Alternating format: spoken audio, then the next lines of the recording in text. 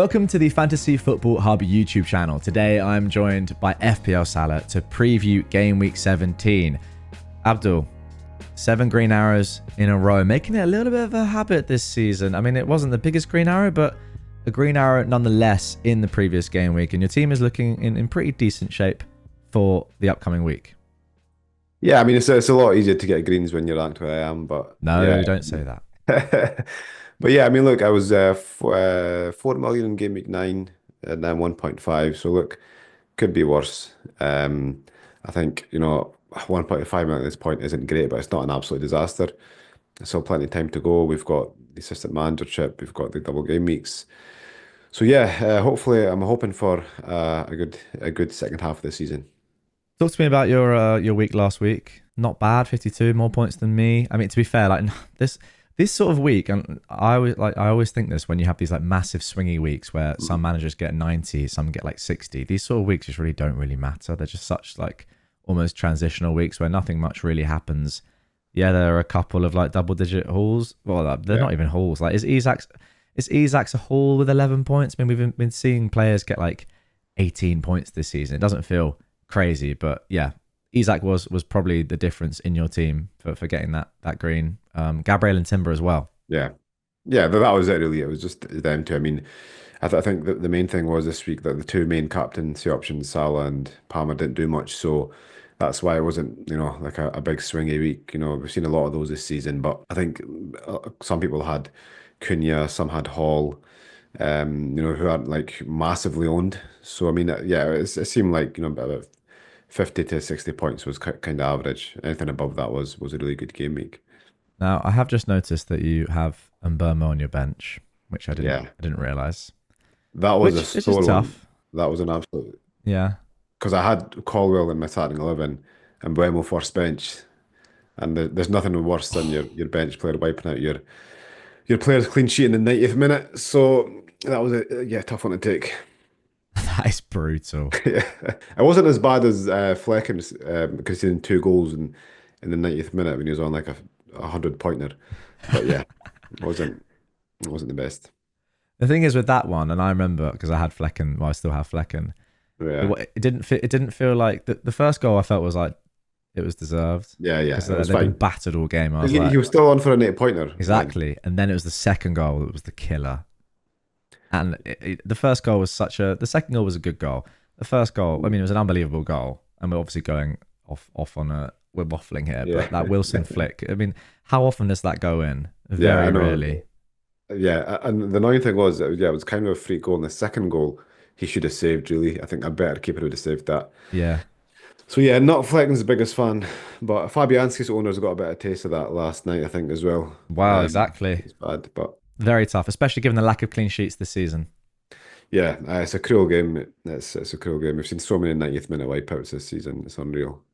Let's have some more this game week. Yeah. Palace in the last minute would be a fun one. I mean, I have Gabriel and Timber as well. That defense is good. It's well set up. Are you still thinking that you need to get to Trent, or are you happy now with just those three and playing them for the vast majority of games? And Flecken maybe is more of an issue, I suppose. Yeah, I'm still looking at Trent for game week like 17 or 18. Sorry, for game week 18 at the moment, because I'll tell you, when my team comes up, I'm looking to save this week. So, that could possibly be a move to Trent. It could possibly be another move. I mean, like I said last week, I was considering taking a hit to bring in Trent and removing Buemo. A bit less keen on that, on those same moves now. So I'm kind of glad I didn't do it, because it wouldn't have paid off this week anyway. So yeah, I mean, the options are open, because there is a bit of fixture swing in game week 18 as well. I could possibly keep Mbeumo and go without Trent. Okay, so you have one free transfer this week, you said, and the general plan is to save. Yeah, because I think I've made a transfer for 6 game weeks in a row now, and I'm surprised I've not taken the hit yet. I mean, I considered a hit, and honestly, like probably like 5 of those 6 weeks, and I didn't take one. I think the team now, well, this week is fine. Fingers crossed. I mean, I know we've got some midweek games, so as long as we don't get any injuries, I think I'll save this week. And as I said, I do want to save a few transfers now, just to get a bit of flexibility in my team, because you're just so kind of restricted when you've got one free transfer, especially when now you can save up to 5. It's really not ideal. So hopefully I can save for the next few weeks, and then just look at what path I want to take, whether I want to get Trent, whether I want to upgrade one of my forwards. I think midfielders, the only one there I'm thinking of getting rid of is Semenyo, but with the rest of them I'm quite happy. I could possibly still do the Mboimo move for Trent, Yeah. but the point is like having those free transfers there gives me that flexibility. It makes sense to roll, I would suggest, this week, looking Yeah, at your team. I yeah. mean, a lot of the players are actually pretty good. I mean, I'd say like then it's looking like a strong team. Mhm. And you'll be glad to know that that Fantasy Football Hub's AI tool agrees with you. They recommend making no transfer this game week. As always, guys, if you would like to get your AI recommended transfers personalized to your team week in, week out, game week in, game week out, that is, then sign up to Fantasy Football Hub. You can still get a 30-day free trial, which covers you for the next 5 game weeks across the festive period, like the busy period where you need this sort of help the most. I would suggest we have much less thinking time because, deadlines are back to back to back at the moment. So, yeah, if you haven't already done so, sign up, link down below, go and have a look at your recommended transfers and everything else on the site. Let's just talk about captaincy. What are Yeah. you thinking? Now, interestingly, since I last recorded, which was earlier today, the predicted points of Salah have dropped by zero point 0.2 Oh, and Palmer's have stayed the same. Now, they were both on 7.1, yeah. but now Palmer is slightly ahead. I kind of feel like I know where you're going to go with this, though. Well, who do you think I've got on at the moment?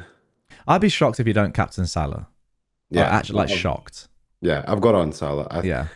I think it's I don't think it's as close as last week. I think, Everton have actually been a decent defence now, since Branthwaite's been back. And okay, look, Everton are they're sitting 16th, but they've actually, look, I actually wrote this down earlier. They've conceded 21 goals, which is the fifth least, and they've got the fifth best defence according to expected goals conceded as well.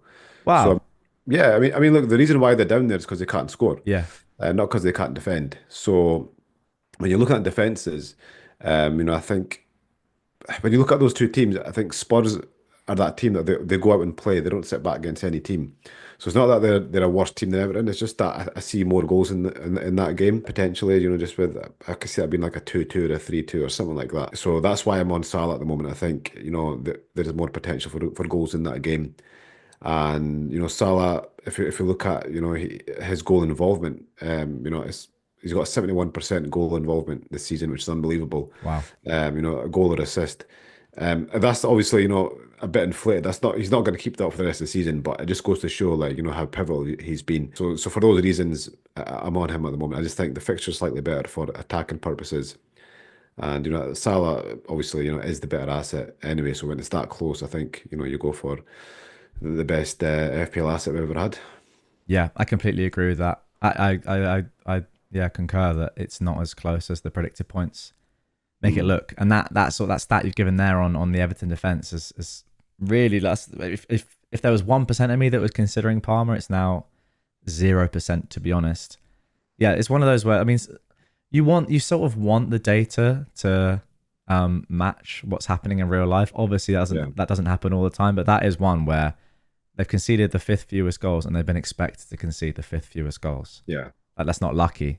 That's just they're a good defense. And as you say, yeah, I remember all the weeks with Calvert-Lewin owners where he was getting some chances but not converting, and they were losing 1-0 or whatever. They weren't getting battered, and even drawing some of those games.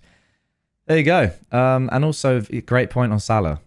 Like, I think that the second goal, you'll know this more than me. The Jota goal, I think was the first goal in 12 Premier League goals where Salah wasn't involved. Oh, wow. In the last 12 goals he's been involved. I might be wrong. It might be something like 11 in 12. Yeah. But I mean, you said he's at 72% or something like that. Ridiculous. Yeah. I mean, it's mad. I mean, it's obviously unsustainable, but I mean, but at the same time, we know he's a good asset, and the thing with Salah is that like he's got. Like, I think people really underestimate his assist threat as well. I mean, Yeah. he's such a good passer of the ball and creator of goals as well. We need to kind of put him like, he's not only a goal scorer. I mean, like now, every time I see a Liverpool goal pop up, if it's not Salah, I expect to see his name, in brackets, for with the assist. and Yeah. that's what it's been like most of the time. I don't think that's definitely not down to luck. I mean, it was I don't interesting know. listening to Henri on Monday Night Football, and he was yeah saying that Salah has shifted slightly from being that like really not selfish in a negative way, but yeah, like sort of like any all I want to do is score goals. Now Yeah. he thinks he's more of a creator, more Oh, of an definitely. assister, and yeah, you can see. I mean, some of his assists this season have been they're not just Yeah. like lucky block shots Great or even passes. just passes. They're just like great, yeah, Yeah. great passes. He had another one the other day. So there you go. I'll be going with Salah as well. I completely agree with you on that.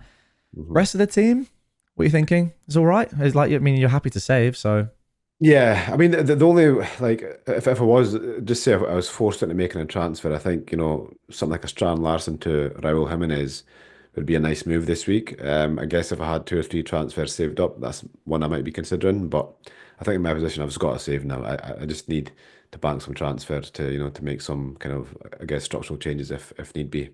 I'll ask you about Cunha replacements in case he does get banned. We don't know right now what's going on with Yeah, that. I actually think there's a good chance he won't be banned because they'll yeah, appeal it. I mean, by the I time this agree. video comes out, we might know. But just in case he is out for this game or people are looking to sell him anyway, who do you think is the best Cunha replacement? I guess sort of price dependent. Yeah, I mean, look, if the money's no object, then I'd go Isaac, right? But obviously, there's a big, almost £3 million price difference here. So I guess you got to look at the likes of if you're looking in around the same price point, then I guess I guess you'd be looking at João Pedro if you don't have him, Raul Jimenez. Those are the only options. I mean, I don't see any like kind of standout replacements there for Cunha. I think you've got to probably look at how much you've got in the bank, and if you go down below to like a Pedro or a Raul, then seeing where that money gets you. But I say those are top options. I'd probably say Wood, Cunha, and João Pedro for me. They seem to be like the ones who are realistically affordable for most teams. And then I think the final thing I want to ask you about your team in particular is Flekken and just what your plans are with him. If you are looking in future game weeks to upgrade him, I mean, the thing is, no keepers are doing that well really at all. There's not like there isn't a consistent 4.5 million option that's doing well.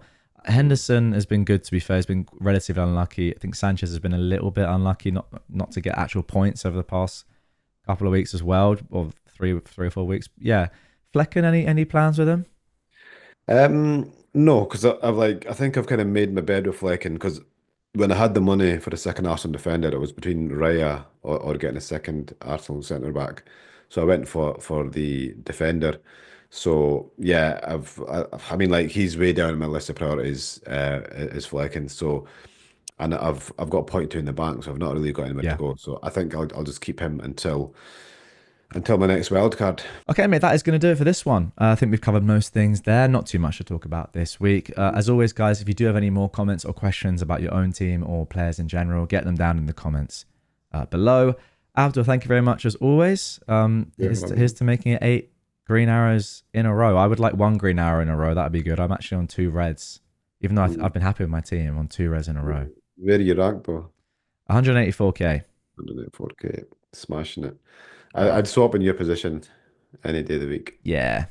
But I have made an early transfer as well, so I Oh, could get burnt. I did Solanke to Isak before Solanke oh, even played, but that's a good one, though. Are Newcastle playing midweek? I don't know. By the time this video comes out, they might have already played, and Isak might be injured. Who knows? They might be. Are they playing in the League Cup? Let me just quickly check that. Is it FA Cup this week? I don't know. I don't think Chelsea are No, involved. Carabao Cup. Is it? Um, Okay. I think they beat us in the cup. So yeah, they're playing. They would have played Brentford by the time this comes out, I think. Hopefully he's rested, although it is a quarterfinal and Newcastle haven't won anything in a long time, so I'd be shocked if he was. I think Newcastle will go full strength in that. Yep, I completely agree. I think they're quite serious about their cup competitions. Yeah. Well, if he's injured, then I think people will probably be laughing at me in the comments right now, but that is the risk of going early on transfers, I suppose. But anyway, who knows what will happen. Thank you, Yeah. mate. Good luck to all of you guys. Remember to sign up to Fantasy Football Hub. If you still haven't done it, then you're silly. We'll catch you on the next one.